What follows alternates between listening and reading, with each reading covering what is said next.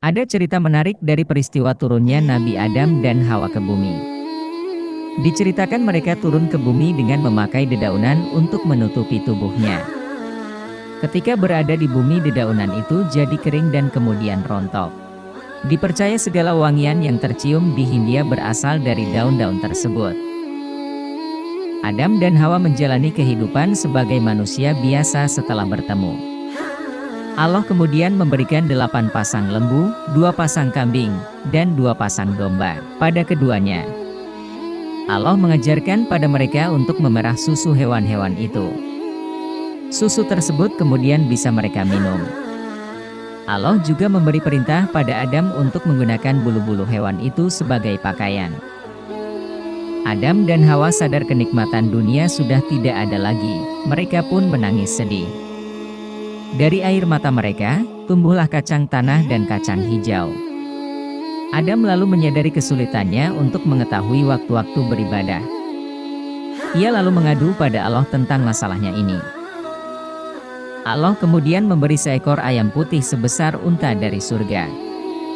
Ketika para malaikat di surga bertasbih, ayam putih itu ikut bertasbih, berkokok di bumi. Berkat ayam putih itu Adam jadi mengetahui waktu-waktu beribadah di bumi. Untuk melindungi mereka dari panas dan dingin, Adam lalu menebang pohon-pohon. Kayunya ia pakai untuk membangun rumah. Adam juga membuat sumur untuk mengambil air. Allah kemudian menurunkan 21 lampiran tentang hukum haram dan halal memakan daging binatang tertentu. Kemudian diturunkan pula 29 huruf hijaiyah, dan manusia tidak dapat mengurangi atau menambah hurufnya. Ketentuan Allah ini sangat jelas dan tidak ada yang bisa mengubahnya. Adam lalu belajar huruf-huruf itu untuk bisa membaca lampiran yang diturunkan Allah. Hawa kemudian merasakan proses mengandung. Ia terkejut ketika janin dalam perutnya bergerak-gerak.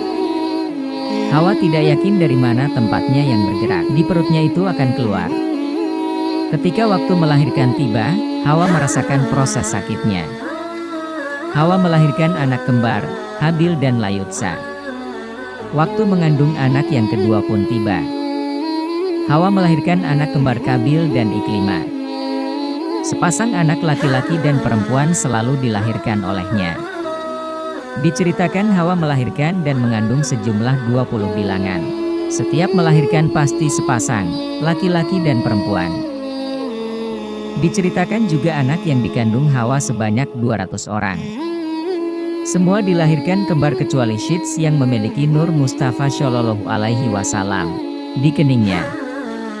Dikisahkan juga anak cucu Nabi Adam bertambah terus hingga 40.000 orang laki-laki dan perempuan.